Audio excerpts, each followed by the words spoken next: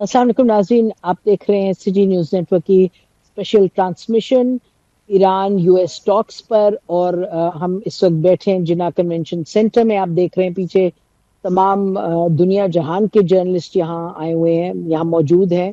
और ये बड़ी दिलचस्प तरीके से ये ऑर्गेनाइज किया है सारा, क्योंकि आपको मालूम है कि पूरी दुनिया की जो नजरें हैं वो इस्लामाबाद पर हैं, इन टॉक्स पर हैं, क्योंकि ये जो मामला है ये पूरी दुनिया से मुंसलिक है। क्योंकि जो जंग शुरू की, जो तसल्लुत की अमेरिका ने जंग, अमेरिका और इजराइल ने जारियत की ईरान के खिलाफ, उसके नतीजे में जंग तो एक लिमिटेड एरिया में थी, लेकिन उसके जो इम्पैक्ट हुआ इक्तिसादी वो दुनिया भर में, जिसके नतीजे में फिर हमने देखा कि पाकिस्तान ने तो बहरहाल पहले दिन से कोशिश की और इस पर बावर करवाया जो पार्टीज थी कि बातचीत ही होगी तो बात बनेगी, ये जंग से कुछ नहीं होगा। और एज थिंग्स गॉट वर्स, और जैसे जंग के मामलात गंभीर होते गए, हमने ये देखा कि फाइनली जो दोनों पार्टीज हैं, अमेरिका ने 40 दिन जंग लड़ के हर हरबा इस्तेमाल करके देखा कि जीत तो नहीं हुई, और ईरान बहरहाल फॉट बैक वैलियंटली, लेकिन कोई मुल्क नहीं चाहता कि जंग हो। तो बिल आखिर पाकिस्तान की जो काविशें रंग लाई, और इस हद तक हम कहेंगे कि रंग लाई के आज बैठ के दोनों जो हैं वॉरिंग पार्टीज वो बात कर रही हैं इस्लामाबाद में। और अभी प्रोग्राम शुरू होने से पहले हमारे पास बड़ा एक जबरदस्त पैनल है। मैं यही कह रही थी, जो हमारे स्टीम पैनलिस्ट हैं और दोनों का ताल्लुक है डिप्लोमेसी से। एक हैं गुरु एम्बेसडर मुनीर अकरम साहब। आपको मालूम है कितने बरसों इन्होंने पाकिस्तान के जो फेज हैं उनको diplomatic frontiers, first line of defence, critical line of defence, इन्होंने दुनिया में उस पाकिस्तान को डिफेंड करते रहे, और यूनाइटेड नेशंस में भी। और साथ हमारे फॉर्मर एम्बेसडर नायला चौहान साहब आए, उन्होंने भी बहुत मुकामात पर, बहुत जगहों पर पाकिस्तान को डिफेंड किया। ईरान के बारे में हाल ही आप वो वहां भी उन्होंने सर्व किया, और जो ये बातें करती रही ईरान के हवाले से, पाकिस्तान में बहुत लोगों ने बहुत उनसे हासिल किया। तो ये पाकिस्तान की जो डिप्लोमेसी रही है, पाकिस्तान का एक जो ट्रैक रिकॉर्ड रहा है, वो दहाइयों पे मुहित है। तो एक कलेक्टिव विजडम रहा है, चाहे चाहे आप शुरू करें कायद आजम मोहम्मद अली जिन्ना से, फिर आप सर जफरुल्लाह पर चले जाएं, जुल्फ़िकार अली भुट्टो साहब पर चले जाएं, आगा शाही साहब को ले लें, रियाज खोखर साहब को ले लें, शहरियार खान साहब को ले लें, नजमुद्दीन साहब को ले लें, और रियाज मोहम्मद खान साहब, and so on so fourth. और मुनीर अकरम साहब obviously was a critical part of all of this, और फिर बाकी जैसे एम्बेसडर नायला वगैरह। तो ये आज जो हम देख रहे हैं पाकिस्तान, जहां it is one of the finest hours of Pakistan, ये ऐसे ही नहीं हुआ।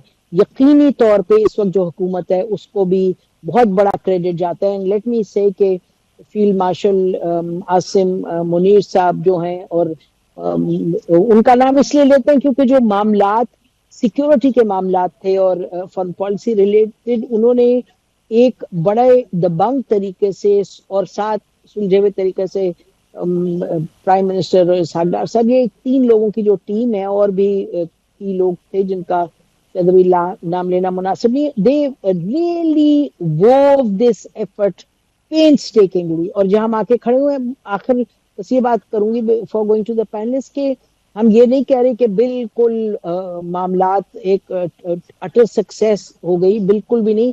लेकिन इतना जरूर कहेंगे कि जहां तक लेके भी आए मामलात को, पाकिस्तान को क्रेडिट जाता है। Pakistan is not just a facilitator, mediator. Pakistan ने कंटेंट, प्रोसेस, हर चीज में बहुत एक कलीदी किरदार अदा किया है। तो आपको फिर से वेलकम करते हैं मुनीर अकरम साहब, आपको भी, और नायला चौहान साहब आपको भी। मुनीर अकरम साहब, ओवर टू यू। जरा ये जो मामला जहां खड़े हैं उस पर जरा बताइए। जी नसीम, जैसे आपने कहा, ये एक बहुत अहम हमारी डिप्लोमेटिक सक्सेस है कि हमने मुआहदा करवाया जिसके तहत जंग रुक गई। बहुत एक खौफनाक सिचुएशन में थे जब, जैसे आपको याद होगा, ٹرمپ صاحب نے جو دھمکی دی تھی کہ سویلائزیشن اور اریجر ہو جائے گا، اس کا بہت یعنی کہ خوفناک مطلب تھا. تو اس وقت ہم نے لاسٹ منٹ پہ جا کر جو پروپوزل دیا اور اپیل کی اور اس کے تحت دونوں پارٹیز مان گئے، وہ دکھاتا ہے کہ پاکستان کے اوپر سب پارٹیز کا ٹرسٹ تھا اور ہم نے صحیح طریقے سے اس کو سیکوینس کیا. پر اس سے پہلے ہماری، جیسے آپ نے کہا کہ ہماری کوششیں تو جاری رہی ہیں پہلے دن سے، اور جنگ ہونے سے پہلے بھی ہماری کوشش یہی رہی کہ یہ جنگ نہ ہو. پھر جنگ ہو گئی، اس کے بعد میں پھر ہم نے کوشش کی کہ ایسکلیشن نہ ہو. اب جو ہماری کامیابی جس کے اوپر شاید توجہ پوری نہیں ہے، وہ یہ ہے کہ ہم نے جو ہمارے دوست ہیں خلیج کے ممالک، ان کو اس جنگ سے شامل ہونے سے ہم نے روکا ہے، اور وہ ہماری ٹرسٹ اتنی ہے کہ انہوں نے اس جنگ میں وہ شامل نہیں ہوئے ہیں، باوجود کیونکہ حملے وہاں بھی ہوئے ہیں، اڈے وہاں امریکن بیسز ہیں تو ان پہ بھی حملے ہوئے تھے، پر وہ ہم نے ایسکلیشن جو جغرافیکل اسپریڈ تھا کانفلکٹ تھا اس کو روکا. پہلا تو یہ سکسیس تھا.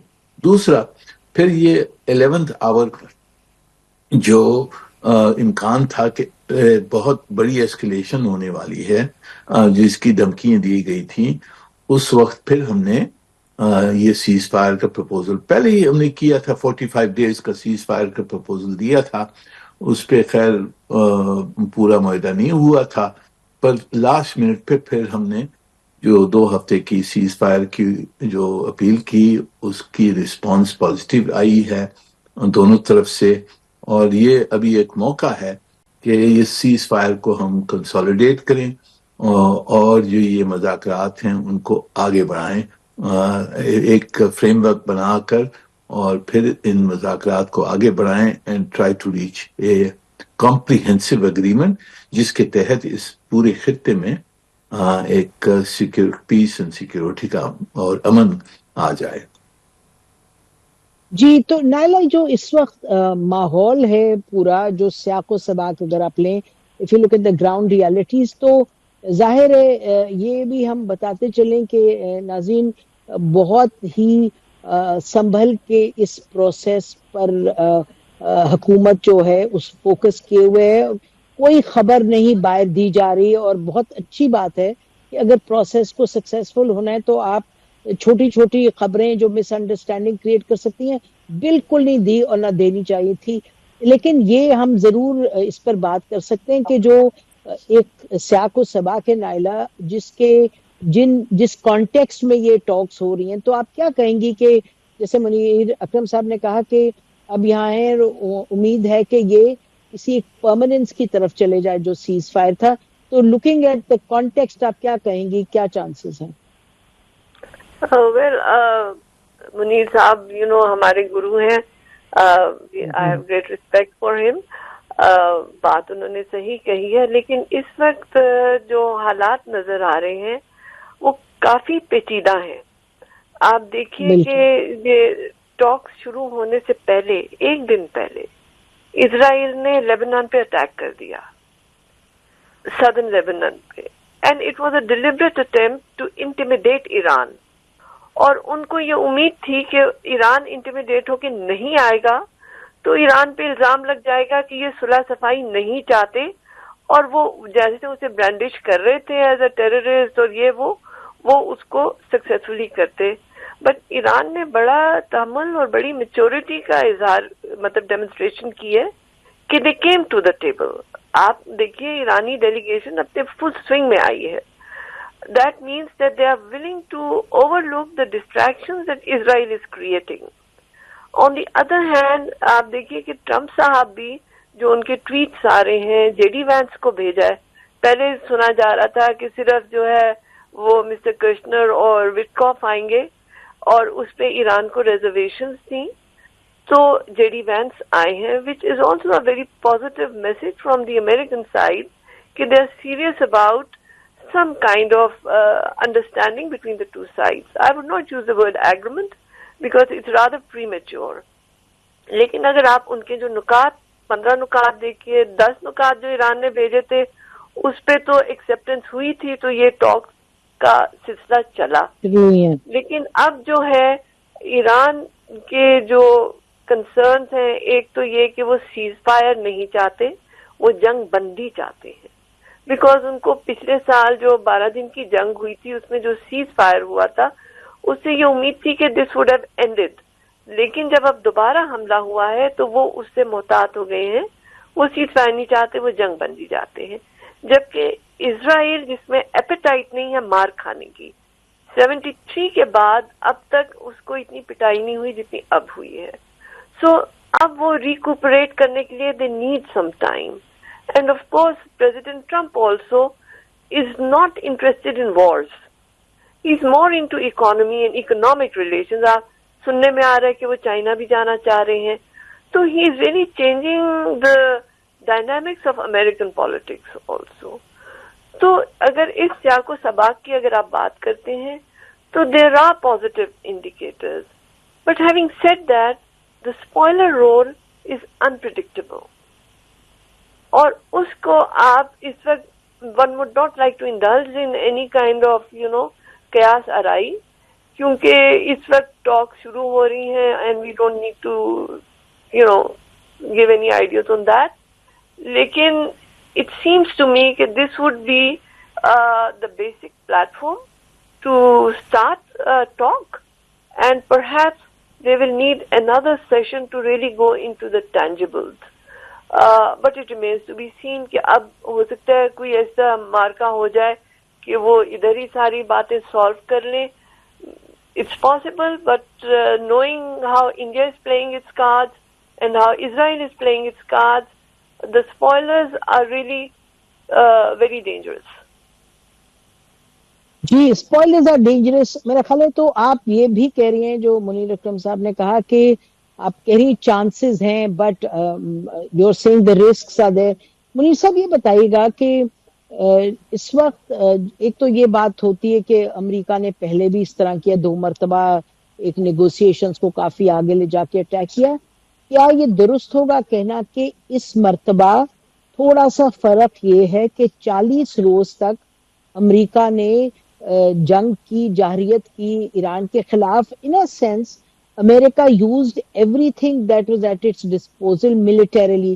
بیسز بھی استعمال کی، اسلحہ بھی استعمال کیا، بمباری بھی کی، ہر چیز کی، بچوں کو بھی مار دیا، سویلین ٹارگٹس پر بھی اٹیک کیا، اور Israel was in too with it. ایک تو یہ، دوسرا یہ کہ ایران امریکہ میں سوال یہ ہے کہ کیا جو زائنسٹ لابی ہے کیا یہ پچھلے 2 سال میں کچھ کمزور نہیں پڑی اتنی کہ ٹرمپ بغیر ڈرے ہوئے اسرائیل کے ہاتھوں ٹوٹلی بلیک میل نہ ہو؟ کچھ لوگ کہتے ہیں جو ایپسٹین فائلز ہیں اس کے نتیجے میں وہ ذرا زیادہ بلیک میل ہو سکتے ہیں. لیکن یہ 2 معاملات دیکھ کے آپ کیا کہیں گے کہ چانسز بہتر ہیں کہ یہ جو سیز فائر ہے یہ پرماننس کی طرف جائے؟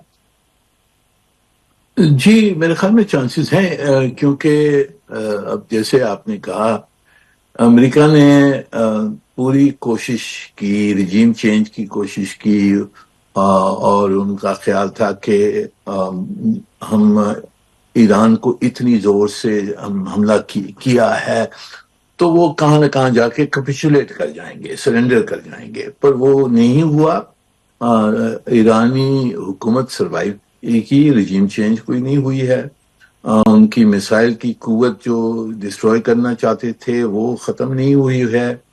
اور اوپر سے ایران نے نہ صرف ان کے اڈوں پر حملہ کیا پر انہوں نے ہرمز کے اسٹریٹ کو بند کر دیا، اور اس کو بند کرنے سے اکنامک امپیکٹ جو امریکہ پر اور پوری گلوبل اکانومی پر جو اور ان کے الائز پہ بہت اہم امپیکٹ ہو گیا اور ہونا تھا اور بڑھتا جا رہا تھا دن بدن.